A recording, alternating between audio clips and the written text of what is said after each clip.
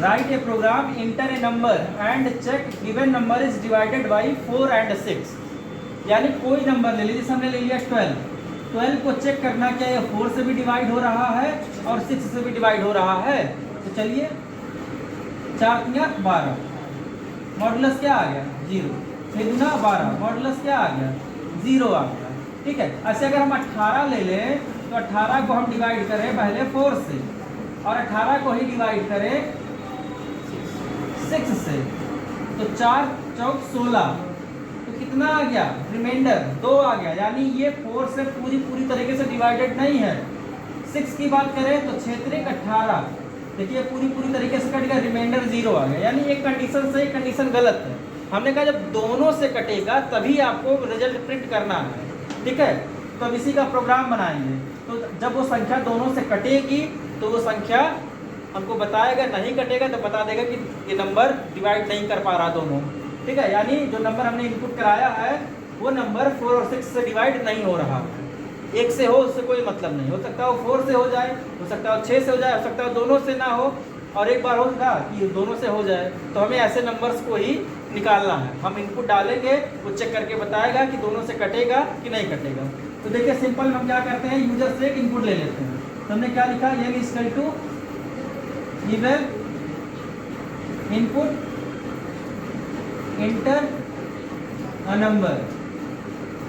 ठीक, अब देखिएगा यहाँ पे एक ऐसा ऑपरेटर का यूज करेंगे जो आपने इससे पहले पढ़ा है। इफ n, इसी n को चेक करना है ना, मॉड y किससे इक्वल टू 0, ये पहला कंडीशन होगा। अब दूसरा कंडीशन लगाएंगे तो हम लिखते हैं एंड ऑपरेटर को, पढ़ा था ना, लॉजिकल एंड और नॉट, लॉजिकल ऑपरेटर के अंदर एंड क्या करता था, जब दोनों कंडीशन सही होता था तभी ट्रू देता था।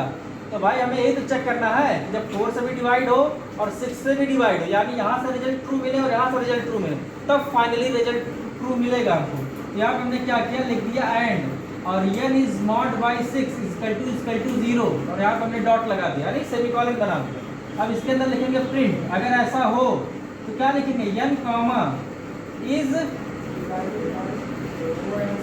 डिवाइडेड बाई 4 and 6 हो गया। अच्छा, एल्स लिख देते हैं, हो सकता है कंडीशन सही हो या फिर ये कंडीशन सही हो, ये वाला गलत हो सकता है ये गलत हो, ये सही हो सकता है दोनों गलत हो जाए। तो अगर ऐसा होगा तो हम एल्स वाले के पास चले आएंगे और लिखेंगे print n is not divided by 4 and 6। ठीक है, अब यहाँ पे समझिएगा n की वैल्यू ले लेते हैं हम लोग 24।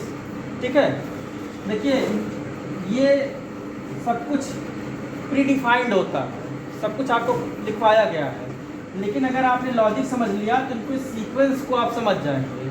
ठीक है, जैसे अगर हमें नई मोटरसाइकिल बनानी है, कोई नया इन्वेंशन करना है, तो पहले हम हर एक पार्ट्स को सीखते हैं। जब सब पार्ट्स के बारे में जानकारी हो जाता है तो हम एक नया इन्वेंशन कर सकते हैं।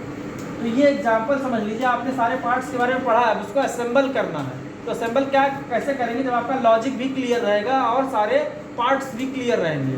तो यहाँ पे n की वैल्यू हमने 24 लिया। देखिए कुछ है ही नहीं प्रोग्राम में, लेकिन स्टार्टिंग में सबको दिक्कत होता है, हमको भी दिक्कत हुआ था, लेकिन सीधी बात दिमाग में घुसती ही नहीं है। ये मॉडुलस वाला समझ में आता ही नहीं है। हमने कहा ना कि पूरा खत्म हो जाता है, उसके बाद भी मॉडुलस समझ में नहीं आता।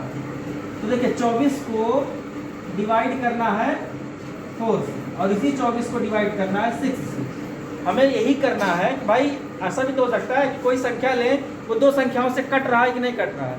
तो भाई ज़रूर ऐसा हो सकता है कि 4 से भी कट सकता है और 6 से भी कट सकता है। तो ऐसे नंबर्स को ही फाइंड करना है। आगे चल के हम लोग लूप लगा के सारा सीरीज निकाल लेंगे और देखिएगा हम इतना बड़ा प्रोग्राम करने लगेंगे कि आपको ही बिलीव नहीं होगा। और 4 को हम 24 को डिवाइड कर रहे हैं 4 से, 4 अठे 4 छक 24, तो क्या हुआ 0।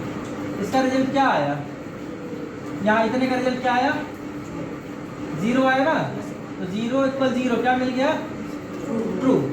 यहाँ आते हैं 6 चौक 24, यहाँ पे रिजल्ट क्या आ गया, इतने का रिजल्ट क्या हुआ 0, और ये 0 दोनों इक्वल है ना, तो क्या मिल गया।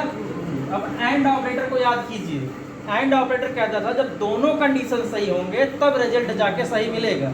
दोनों में से अगर कोई कंडीशन गलत है तो फॉल्स हो जाएगा, रिजल्ट आगे बढ़ेगा ही नहीं। ठीक है, अब यहाँ पे ट्रू है और यहाँ पे ट्रू है, दोनों कंडीशन ट्रू है, तो ट्रू होने पर फाइनली रिजल्ट हमको ट्रू मिलता है। तो हम आएंगे इसके अंदर, तो क्या लिखेगा, n is divided by 4 and 6।